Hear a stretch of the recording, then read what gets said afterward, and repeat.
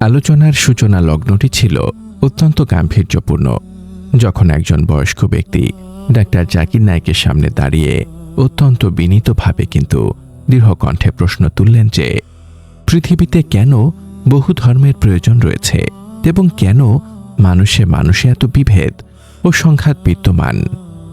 উমা কণ্ঠের মাধ্যমে আমরা ইসলামের এই তাত্ত্বিক ও ঐতিহাসিক সত্যগুলো আপনাদের সামনে তুলে ধরছি।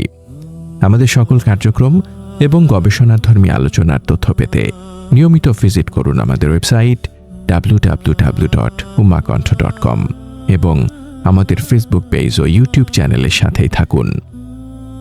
সেই বৃদ্ধ ব্যক্তির জিজ্ঞাসার কেন্দ্রবিন্দুতে ছিল ক্রুসেডের ইতিহাস এবং হিন্দু মুসলিম দাঙ্গার মতো সাম্প্রদায়িক সংঘাতের কারণসমূহ, যেখানে তিনি দাবি করেন যে স্রষ্টা যদি এক হন তবে তিনি কেন মানুষকে বিভিন্ন মতে বিভক্ত করেছেন।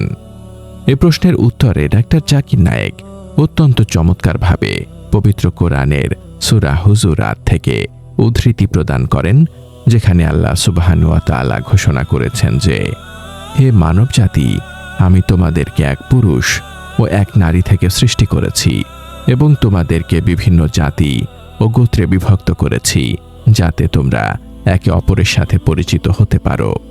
সূরা আল হুজুরাত আয়াত 13। এখানে স্পষ্ট যে আল্লাহ মানুষকে পরিচয়ের জন্য বিভিন্ন জাতিতে বিভক্ত করেছেন, কিন্তু তিনি মানুষকে বিভিন্ন ধর্মে বিভক্ত করেননি, বরং ধর্ম বা দিন সবসময় একটাই ছিল।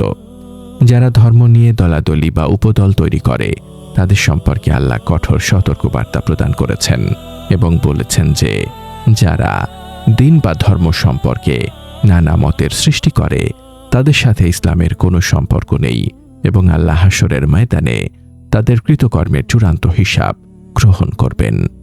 সূরা আল আনআম আয়াত 159। হিন্দু ধর্ম এবং ইসলামের মৌলিক পার্থক্যের বিষয়ে আলোচনার এক পর্যায়ে ডাক্তার জাকির নায়েক একটি ঐতিহাসিক ব্যাখ্যা প্রদান করেন, যেখানে তিনি পরিষ্কার করেন যে হিন্দু শব্দটি মূলত কোনো ধর্মের নাম নয়, বরং এটি একটি ভৌগোলিক পরিচয়। সিন্ধু নদের অপর পারে বসবাসকারী মানুষদের আরবরা হিন্দু বলে সম্বোধন করত এবং সেই প্রাচীন সংজ্ঞা অনুযায়ী ভারত বা হিন্দুস্তানে বসবাসকারী প্রতিটি ব্যক্তি ভৌগোলিক অর্থে হিন্দু। এমনকি ডাক্তার জাকির নায়েক নিজেও নিজেকে ভৌগোলিক দৃষ্টিকোণ থেকে একজন হিন্দু বলে পরিচয় দেন। তবে ধর্মীয় বিশ্বাসের ক্ষেত্রে মুসলিম হওয়ার অর্থ হল নিজের ইচ্ছাকে একমাত্র স্রষ্টার কাছে সমর্পণ করা। এই আলোচনার রেশ ধরে যখন হিন্দু মুসলিম সংঘাত এবং পৃথিবীতে অপরাধ প্রবণতা নিয়ে প্রশ্ন এলো, তখন ডাক্তার জাকির নায়েক মানুষের স্বাধীন ইচ্ছা শক্তির বিষয়টি তুলে ধরেন। আল্লাহ মানুষকে ফেরেশতাদের মতো প্রোগ্রাম করে তৈরি করেননি, বরং ভালো এবং মন্দের মধ্যে বেছে নেওয়ার ক্ষমতা দিয়েছেন এবং এই পার্থিব জীবনকে তিনি পরকালের জন্য একটি পরীক্ষা হিসেবে নির্ধারণ করেছেন। আল্লাহ ইরশাদ করেন যে তিনি সৃষ্টি করেছেন মৃত্যু ও জীবন, যাতে তোমাদেরকে পরীক্ষা করেন যে তোমাদের মধ্যে কর্মে কে শ্রেষ্ঠ। সূরা আল মুলক আয়াত 2। এই পরীক্ষায় সফল হওয়ার জন্য আল্লাহ একটি পূর্ণাঙ্গ জীবন বিধান বা অপারেশন ম্যানুয়াল হিসেবে পবিত্র কোরআন প্রদান করেছেন, যেখানে অন্যায়ভাবে মানুষ হত্যার ভয়াবহতা বর্ণনা করা হয়েছে।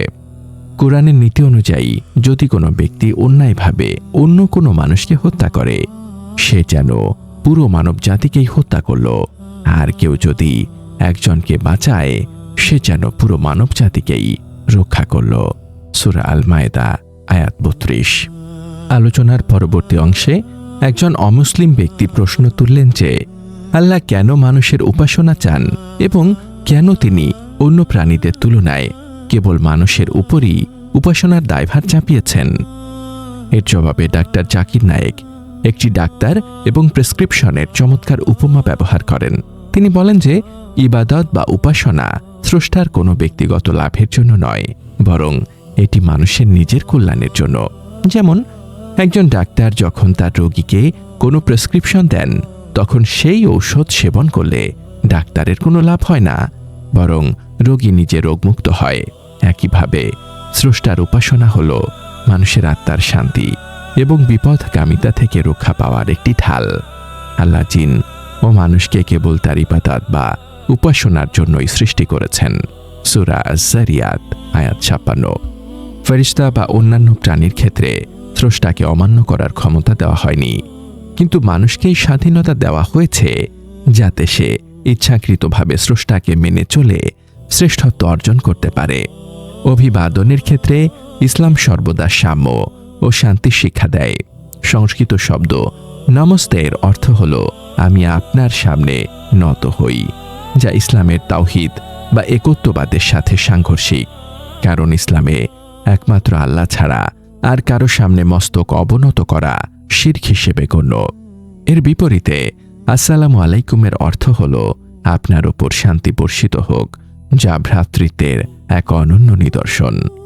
পবিত্র কুরআনে নির্দেশ দেওয়া হয়েছে যে যখন কেউ তোমাদের সৌজন্যমূলক অভিবাদন জানায় তখন তোমরা তার চেয়েও উত্তম অভিবাদন জানাও, অথবা অন্তত সেই পরিমাণ সৌজন্য ফিরিয়ে দাও। সূরা আন-নিসা আয়াত ৮৬। আসমানি কিতাব কেন ধারাবাহিকভাবে নাজিল হয়েছে এবং কেন কুরআন একেবারে শুরুতে দেওয়া হলো না, তার উত্তরে ডাক্তার জাকির নায়েক শিক্ষা ব্যবস্থার বিবর্তনের উদাহরণ দেন। একজন শিক্ষার্থীকে যেমন সরাসরি বড় কোনো ডিগ্রি না দিয়ে নার্সারি থেকে ধাপে ধাপে পড়ানো হয়, তেমনি মহান আল্লাহ মানব জাতির সভ্যতার বিকাশ অনুযায়ী বিভিন্ন যুগে বিভিন্ন কিতাব ও নবী পাঠিয়েছেন। আল্লাহ বলেন যে প্রত্যেক যুগের জন্যই কিতাব নির্ধারিত রয়েছে। সূরা আর-রাদ আয়াত ৩৮। কুরআন হল সেই ধারাবাহিকতার সর্বশেষ এবং চূড়ান্ত সংস্করণ যা পূর্ববর্তী সকল সত্য কিতাবকে সত্যায়ন করে এবং জীবন ব্যবস্থার পূর্ণতা দান করে। এরপরে সার্কামসেশন বা খতনার মতো বিধানের প্রয়োজনীয়তা নিয়ে প্রশ্ন উঠলে ডাক্তার জাকির নায়েক চিকিৎসা বিজ্ঞানের আলোকে এর শ্রেষ্ঠত্ব প্রমাণ করেন। খতনা পুরুষদের লিঙ্গ ক্যান্সার, এইডস এবং বিভিন্ন সংক্রামক চর্মরোগ থেকে সুরক্ষা প্রদান করে, যা আজ সারা বিশ্বের আধুনিক চিকিৎসকরা স্বীকার করছেন। এমনকি খতনার মাধ্যমে যৌন তৃপ্তি বৃদ্ধি এবং পরিচ্ছন্নতা নিশ্চিত হয় বলেই বর্তমান ইউরোপ ও আমেরিকার অমুসলিমদের মধ্যেও এর ব্যাপক প্রচলন দেখা যাচ্ছে।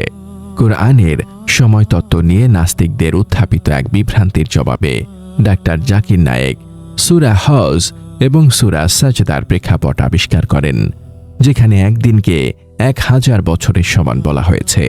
সূরা আল হজ আয়াত ৪৭ এবং সূরা আস-সাজদা আয়াত ৫। আবার সূরা মাআরিজে একদিনের পরিমাণ ৫০,০০০ বছর উল্লেখ করা হয়েছে। সূরা আল মাআরিজ আয়াত ৪। আরবি শব্দ ইয়াউম এর একাধিক অর্থ রয়েছে, যার একটি হল সাধারণ ২৪ ঘন্টার দিন এবং অন্যটি হল একটি দীর্ঘ সময়কাল বা মহাজাগতিক যুগ। এটি আধুনিক বিজ্ঞানের টাইম রিলেটিভিটি বা আপেক্ষিকতা তত্ত্বের সাথে হুবহু মিলে যায়, যেখানে পর্যবেক্ষক এবং গতির ওপর ভিত্তি করে সময়ের পরিমাপ ভিন্ন হতে পারে। পরিশেষে স্রষ্টার অস্তিত্ব নিয়ে নাস্তিকদের অবান্তর প্রশ্নের জবাবে ডাক্তার জাকির নায়েক একটি যৌক্তিক এবং বিজ্ঞানসম্মত উত্তর দেন। স্রষ্টাকে কে সৃষ্টি করেছে? এই প্রশ্নটিই মূলত ভুল, কারণ স্রষ্টা যদি অন্য কারো মাধ্যমে সৃষ্টি হতেন তবে তিনি আর স্রষ্টা থাকতেন না। স্রষ্টার মূল সংজ্ঞাই হল তিনি অজাত এবং তার কোনো সৃষ্টিকর্তা নেই। যেমন কোনো পুরুষ হাসপাতালে ভর্তি হলে সে সন্তান জন্ম দিয়েছে কিনা তা জিজ্ঞেস করা যেমন হাস্যকর ও অবান্তর, তেমনি স্রষ্টার উৎস খোঁজা তার চেয়েও বড় মূর্খতা। ইসলামে নারীর অধিকার এবং একাধিক বিবাহের বিধান নিয়ে যে অপপ্রচার পাশ্চাত্য সমাজ করে থাকে তার জবাবে ডাক্তার জাকির নায়েক দেখিয়েছেন যে পাশ্চাত্য সমাজই নারীকে পণ্য হিসেবে ব্যবহার করছে এবং তাদের সম্মানহানি করছে। ইসলাম একাধিক বিবাহের অনুমতি দিয়েছে কেবল বিশেষ সামাজিক প্রয়োজনে, যেমন যুদ্ধের ফলে স্বামীহারা নারী এবং এতিম শিশুদের সুরক্ষা নিশ্চিত করার জন্য এবং সমাজে অশ্লীলতা রোধ করার জন্য। যে মানুষগুলো কুরআন এবং সুন্নাহর এই আদর্শিক পথ অনুসরণ করবে তারাই দুনিয়া ও আখিরাতে প্রকৃত সম্মান ও সফলতা অর্জন করতে সক্ষম হবে। আল্লাহ আমাদের সবাইকে ইসলামের সঠিক সৌন্দর্য অনুধাবন করার এবং সত্যের পথে অবিচল থাকার তৌফিক দান করুন, আমিন। ইসলামের এই যৌক্তিক সত্যগুলো সবার মাঝে ছড়িয়ে দিতে আমাদের ভিডিওটি শেয়ার করুন এবং নিয়মিত তথ্য সমৃদ্ধ ভিডিও পেতে আমাদের সাথেই থাকুন।